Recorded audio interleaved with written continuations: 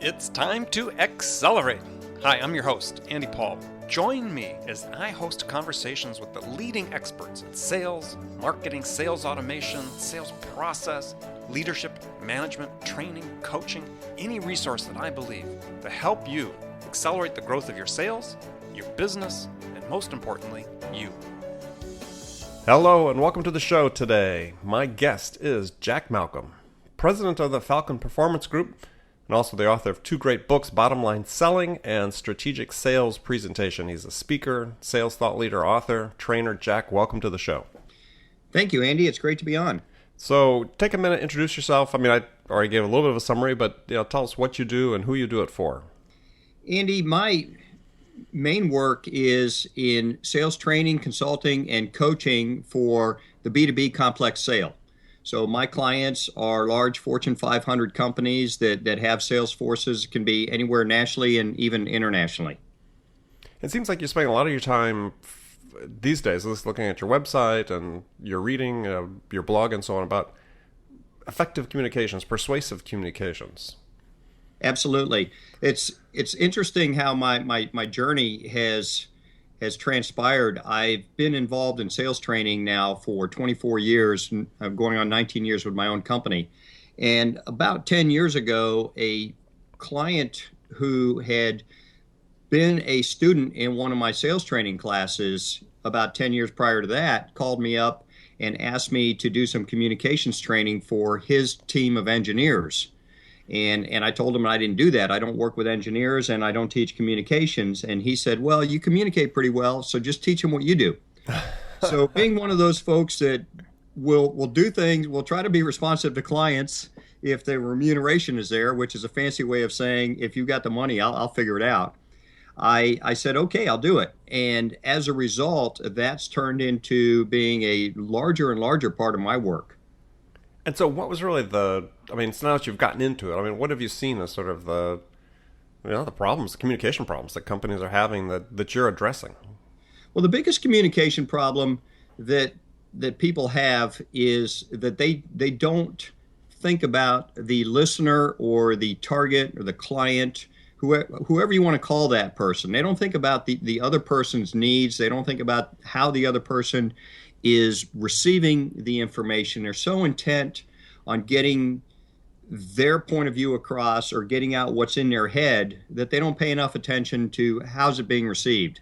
And every communication has two sides of it, a transmission and a reception.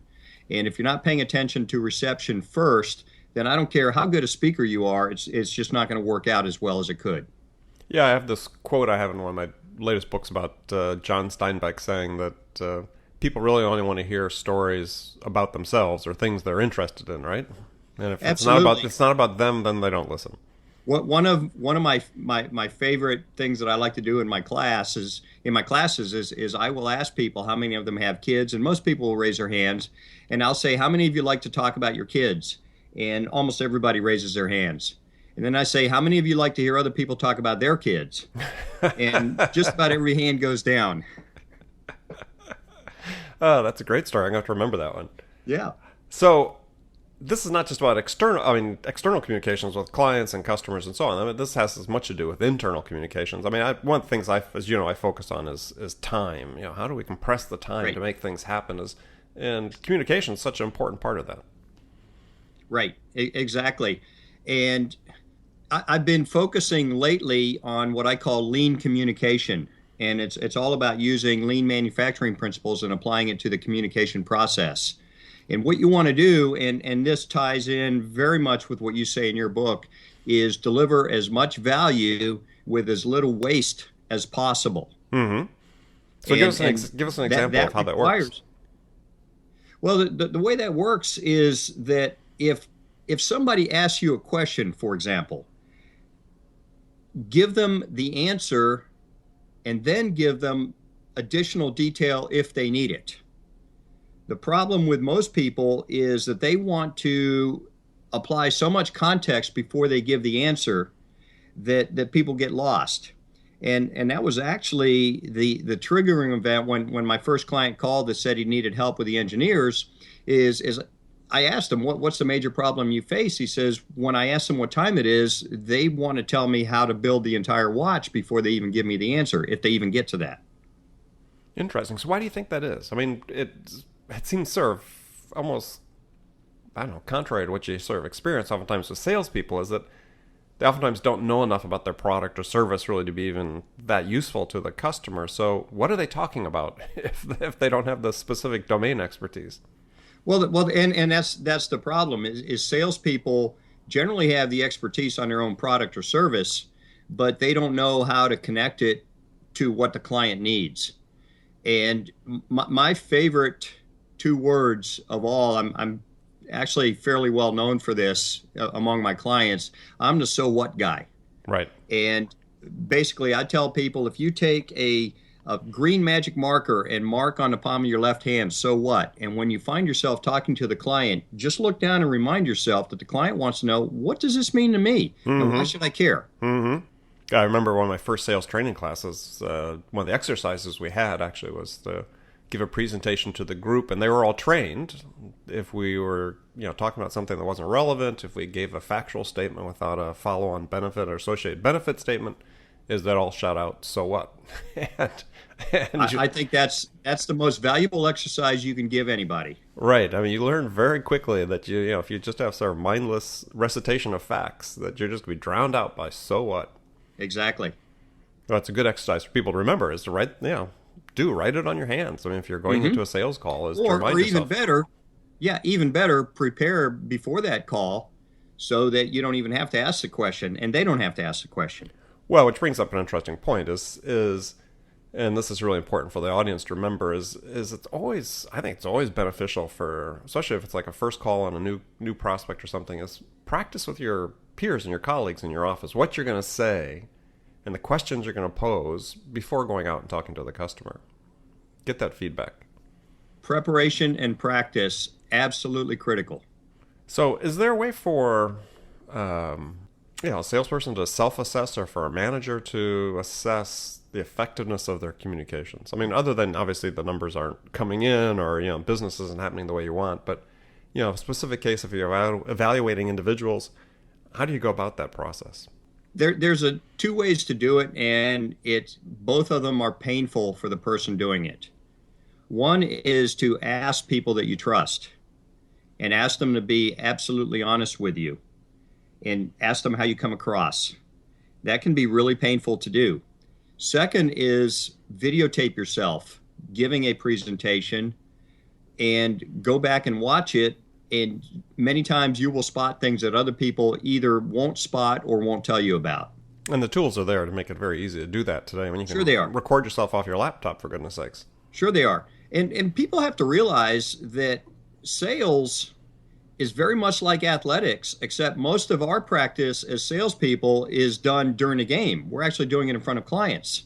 And if we can take some of that practice beforehand and refine that, it's not going to cost us money when we're in front of the client. No, I think it's a good point. I was just talking about that with a client yesterday, is that, they talk about how, oh God, my salespeople get so much repetition because they're making so many calls. But as you said, they're doing it in game time, right? As opposed to practicing beforehand. And they had no practice time built into their process at all for any of their salespeople to practice even their initial call scripting or anything they'd put together. Right, and here's the problem with all that practice that you get in front of clients is if you go back and look at some of the literature about, they claim that it takes 10,000 hours of practice to become an expert at something. What most people don't realize, it's not 10,000 hours of practice, it's 10,000 hours of deliberate practice. And that's a real key difference, because you can practice the same thing 10,000 times and you may get 1 hour practice 10,000 times. If you're doing it wrong, you're not going to know. Right. Deliberate practice is deliberately working on your limits, figuring out what works, and then getting immediate feedback on that. And the problem is, when you're in front of a client, if the client doesn't call you back, you have that, sure, that's feedback that your communication was probably lacking somehow. But what you're not getting is specific feedback as to what it was that you said or didn't say or how you said it that made the difference. And so in your research with communications, and let's start with internal communications even, is that, Yeah. There's a lot to do with effective management and effective leadership through trust building. And Right. a lot of that trust derives from how you communicate. And, what are some of the shortcomings you see oftentimes with managers and their internal communications? Probably the major shortcoming that I see is, once again, going back to the fact that people are not being other focused enough.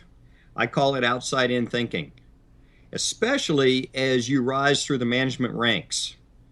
And research has shown that the more power people have, the more they view other people instrumentally. In other words, how can I use this person? What can I get out of this person?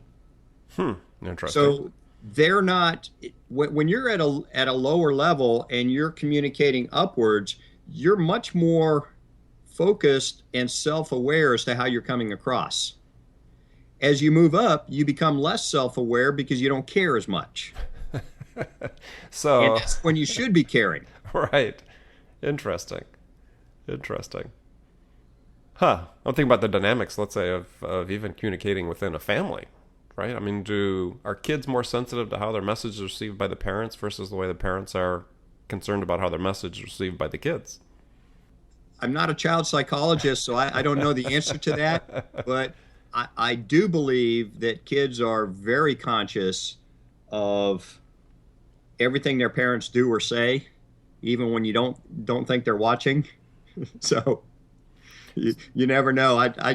My mother was babysitting my son when he was about 2 years old, and somebody drove down the street really fast, and my son yelled out a cuss word. And my mother was very quick to remind me of that. And I said, I have no idea where he learned that. Oh yeah, no, I think we all Sure. we all have stories like that, right? Sure. Yeah, kids are always listening to everything that's going on around them. They are. And actually, to be serious about it, I believe managers and leaders need to realize that everybody around them is always listening and watching. Right. Well, I think it's an important thing for, as you said, sir, the deliberate learning is to take that into the listening, is deliberate listening, right? Correct. So it's not just enough to ask the question, sort of, hey, what's coming back? But if you want to be an effective salesperson, if you're asking a question of a customer, you do present something, and then you always want to, finish off with a question, is you have to be really conscious about listening to what they're saying. And one of my acid tests is always, ask a salesperson, do they remember the name of the prospect that they called? Yeah.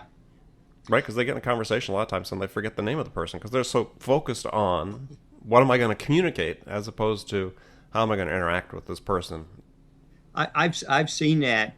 A lot of my clients, being in technical sales, will have the salespeople or the sales engineers especially will have either an engineering or a science background. Mm-hmm. So they'll take the processes that I teach, and they'll take that to heart because they do believe in process. But unfortunately, they focus so much on the process that they don't realize what they're getting. So they'll put together a list of questions, and the customer will answer a very good question, but will usually supply more information than they asked for. Right. And they're so focused on getting to question number 2 on their sales call plan that they miss 80% of what's said. This is very common with salespeople, not just sales engineers, but salespeople as well, right? Is trouble with Yep. being so scripted, as they often are these days, especially with this whole, Right. burgeoning SDR market, sales development rep, inside sales, everything's so heavily scripted that, there's you see more of this tendency now to just sort of be so focused on, okay, I got to make sure I ask all 3 questions during this, 2 minutes the prospect gives me, as opposed to reacting to what the prospect says. Yeah, the analogy that I use is a football play. The plays are very well scripted, but once the quarterback sees that the defense is reacting in a different way than expected, the quarterback either needs to make an audible or needs to do something different. And so I'm not against scripting at all. I'm not against sales call planning. In fact, I think it's a huge factor in salespeople's success. But people have to realize that, as Eisenhower said, he said, plans are nothing, but planning is everything. Exactly. Exactly. I use that quote myself, as a matter of fact. So before we go to a break, I want to pose a hypothetical scenario for you that we'll talk about when we come back. And this question I ask all my guests on the show is, you're a new sales manager brought into a company. The sales have somewhat stalled or stagnated, and upper management's really anxious to make a change pretty quickly. So what are the two things you would do in the first week that would have the biggest impact? We'll talk about that when we come back. So stay with us. After the break, we'll return to chat some more with Jack Malcom. Jack's an expert in persuasive communications as well as complex sales methodologies. And we'll talk some more about how to become a more effective communicator when we come back. Hi, this is Andy. Connect and Sell is used by sales reps at nearly 1,000 companies, including hundreds of technology startups and several Fortune 500 companies, to overcome the challenges of getting prospects on the phone. Companies using Connect and Sell grow their revenues faster by enabling their sales reps to have more sales conversations in 90 minutes than they could otherwise achieve in an entire week. Connect and Sell can be deployed directly to your sales reps, or you can take advantage of their outbound on-demand service, which delivers qualified prospect meetings scheduled directly on your sales reps' calendars. Visit connectandsell.com to learn more about how Connect and Sell can start filling your pipeline today. So welcome back. My guest today is Jack Malcom. Jack, so let's talk about this hypothetical scenario that I posed right before the break. You're a new manager, a new sales manager brought into a company whose sales have stalled, stagnated, management's anxious to make a change. So there's pressure on you to make an impact quickly. So what are the two things you do in the first week that would have the biggest impact? First thing I would do is gather information. And now I realize that might sound like it's going to take too long, but I think you don't want to just jump in and start saying, this is exactly what I'm going to change and this is how we're going to do things. Even if you want to get to point B, you need to know where point A is so you can get there the best way. So I would go out and accompany the salespeople on calls and watch very carefully, and I would bite my tongue regardless of what they were doing, just so that I could see what's going on and see what needs to be changed. Second thing I would do is I would be very clear about my philosophy of adding value to customers, which requires understanding the customers, doing the research, and being able to connect what you say to measurable business improvements for them. Mm-hmm. So I would start getting that philosophy in place. So that would be number two. But number one is you need to watch first, because before you can get to number two, you need to be able to show people, based on your direct observation, what they've been doing properly, what they need to do more of, and what they need to do less of. Okay, great. So let's hop back to communications again. So part of what you talk about as well, I presume, is you train companies on how to do sort of more formal presentations and how to make those more effective. That's part of what I do, yes. Yes. So what are the keys? So if you're a salesperson and you've got a formal stand-up presentation with a new prospect, you've qualified them, they seem like they're the right fit for what you're doing, what do they need to be focused on at that point in time in terms of putting together their presentation? Well, they need to be focused on what their specific purpose is, number one, because that purpose depends on where they are in the sales cycle. For a complex sale, every presentation is not going to be a closing presentation. It may be an early presentation just to make sure or just to get agreement from somebody in the customer's organization that there truly is a need and what that need is.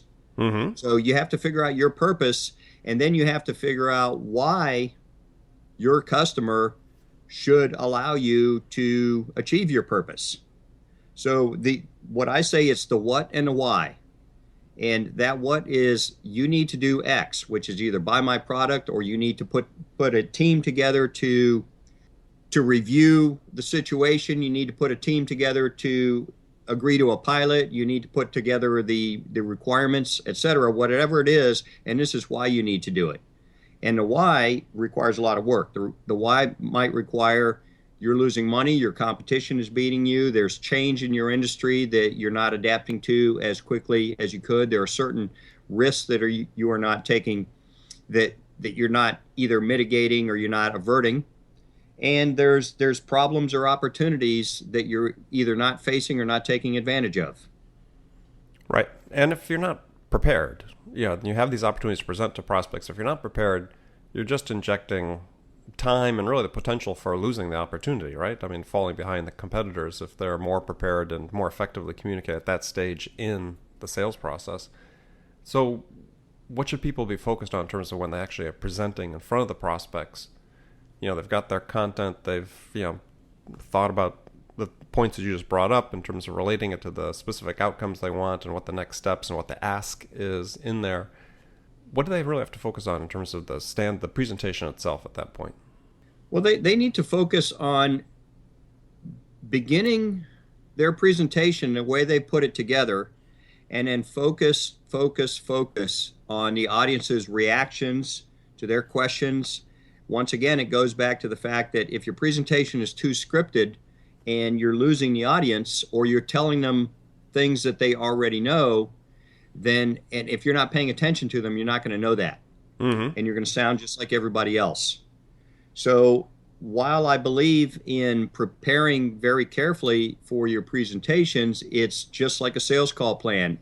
A presentation, if it's going well, is going to get interrupted with questions, and you want that to happen.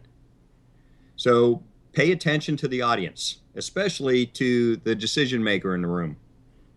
And do you coach people to have a certain percentage sort of questions within their presentation? I know some people sort of say, hey, if I'm giving a presentation, even though I'm the one presenting, I really want the balance of talk to be, 60% of the talking being done by the prospect and only, less than half of it being done by me, even though technically I'm the one on stage. I don't coach to specific numbers, but I do encourage people to go with the flow when it's appropriate. There are times that you're getting questions that are off topic. A lot of times you might have technical people in there that are asking questions that are not necessarily germane to the business reasons for why you're presenting this information, or they want to make themselves look good by really trying to dig into the deepest technical point they can find. So there's got to be a delicate balance there. Yeah, I mean, it's certainly, we've all been in meetings and technical sales where the technical guys show up trying to show how smart they are and sure. try to ding you with something. Sure. They're professional hecklers, I call them. Yeah, we've all been in meetings with those. I mean, are there exercises that you give sales reps to use to practice their presentations? What I do is, in my classes, I actually have them bring live opportunities and put together their sales presentation live, and we will present that in front of the group, and we will coach it, and everybody in the room coaches it. Myself, actually the presenter self-coaches first after they're done. Then I have the other people in the room will coach it, and then I will coach it. And they have a video record of that to keep as well. So I encourage them to do the same thing on their own after I leave there. Yeah, I think it's really a key point, especially for small and mid-sized enterprises where, perhaps you're not staffed to necessarily bring on a professional like yourself to help. But if you're doing this just on a sort of a routine basis, if there are important sales presentations that are scheduled, call a meeting, have the sales team together, bring in sales manager, the CEO, and have the person give this presentation. If it's critical, it's crucial for the company, practice it before you go. Yeah, absolutely. Yeah, and it should be a routine that people have is, think about this every time is that we've got something crucial. Let's bring the team together. Let's videotape it because, again, we can we can record it off our laptop and person can have it to refer to. And do you have any sort of rule of thumb in terms of memorization versus, reading off the screen? I mean, how do you coach salespeople on that? I'm in between. I don't think you should memorize it because it's going to come across as too stilted and too canned. And I think you should know your material well enough that you don't have to read it off the screen. The problem, one of the biggest problems is that PowerPoint presentations have too many words because they're being used as a crutch by the presenter. If you can get it down to just a few keywords or a few questions on the screen and then speak to it directly, what that does is it shows that you're in command of your material. And that sends a very powerful message to the customer because they don't see all the billions of dollars of assets and infrastructure behind you. All they see is you. and they're making a very important decision. It may be a multi-million-dollar decision based on those types of cues that will reassure them that you know what you're doing. That's a good answer. It's good for people to pay attention to what the content is on the screen, right? It's nothing worse than going to, I was at a conference where the paid keynote speaker was reading off notes they had in their hand. They basically mimicked what was on the slide. I hope that speaker wasn't paid too much. Well, I know. It just blew me away. It's like I couldn't, so think about it from if you're a salesperson. You're not a paid speaker, but, potentially they're going to be paying you for your product or service. As Jack said, is have mastery over your subject matter. Don't read right from the slide. Just use it as talking points to help prompt the questions and the points you're trying to get across. Right. All right, so I'm going to move into the last segment of the show here. I have some rapid-fire questions for you that you can give one-word answers to, or you can elaborate if you want. Are you ready? I'm ready. Okay, so what's the most powerful sales tool in your sales arsenal? Your brain. Who's your sales role model? Can I pass and come back to that question? Sure. So name the one sales tool you use yourself that you can't live without. Preparation. Okay. Do you have an app or anything that you use that help you with that? I do not have a specific app for that, other than my own material. For example, I have a sales call plan that I teach in my sales classes, and I use that religiously. Perfect. Is that available in one of your books? Not specifically in so many ways. No, that's available in my training. Okay.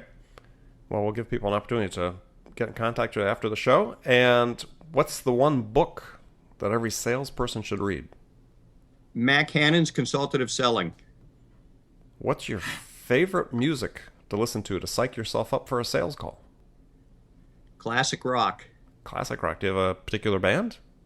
Well, Creedence Clearwater Revival is my favorite, but my favorite music, because by coincidence, one of my most important sales calls in my career, I was driving to it, and Radar Love from Golden Earring came on. And if you know that song, that gets you fired up. It got me fired up, and it was one of my best sales calls ever. That's good. All right, we'll put that on the list. Creedence Clearwater. I think so far, based on the episodes we've recorded so far, is Jethro Tull is actually in the lead for classic rock. But Okay. What's the first sales activity that you do every day? Well, the first sales activity, and actually I have to give you a little plug for this, because when I read your book, I loved what you said about being responsive within a half hour. Mm-hmm. So the first thing I do is I check my email, and in the past I would have probably put off responding to some people. Maybe I wanted to gather my thoughts a little bit before responding, or maybe I had some other things to do.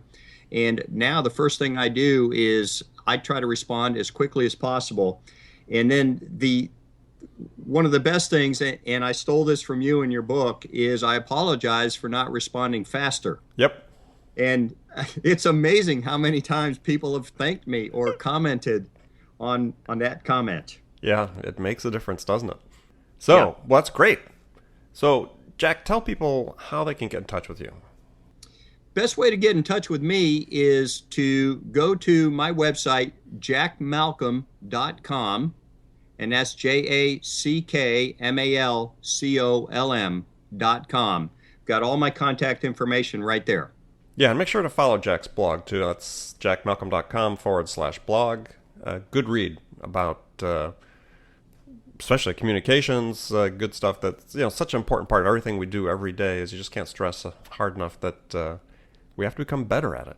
So remember, everybody, I appreciate you joining us today. Remember to make it a part of your day every day to deliberately learn something new to help you accelerate your sales. And I believe we helped you with that today, Jack. So thanks for joining me. And Andy, I believe I owe you an answer. Oh, sure. Go ahead. Which one? Okay, I'm going to give you there's a lot of sales role models, and I'm going to give you one that maybe a lot of people have used, but I'm going to give you Steve Jobs, and not for the reason that other people may have used him.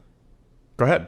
And the reason I see Steve Jobs as a sales role model is that he was a terrible salesperson when he first started off because of his personality, because of his approach, because he didn't really care about what the customer thought. He became a great salesperson, became the face of his company, and became the face of the brand because he learned that it wasn't about the technology, it wasn't about the product, it was about how the product and the technology affected his customers. Oh, it's a great example. And I could, having worked at Apple in the early days and having sat in some sales calls with the early Steve Jobs, yeah, I can attest to that he really became much, much better over time. Yeah. So, and all of us can learn, all of us can get better. Oh yeah. Well, I mean, that's really what we're talking about. When I talk about, geez, how do we compress the time that it takes to have us help our customers make a decision? It's all about getting better at what we do, right? What's our process? How do we refine it? How do we make it better? How do we help the customer in a better fashion? Absolutely. Good. Well, again, I thank you again for joining me today, and we'll look forward to talking to everybody next time. Until then, good selling, everyone. This is Andy Paul. Thanks for listening to the show. If you like what you heard and want to make sure you don't miss any upcoming episodes, please subscribe to this podcast on iTunes or Stitcher.com. For more information about today's guest, visit my website at andypaul.com.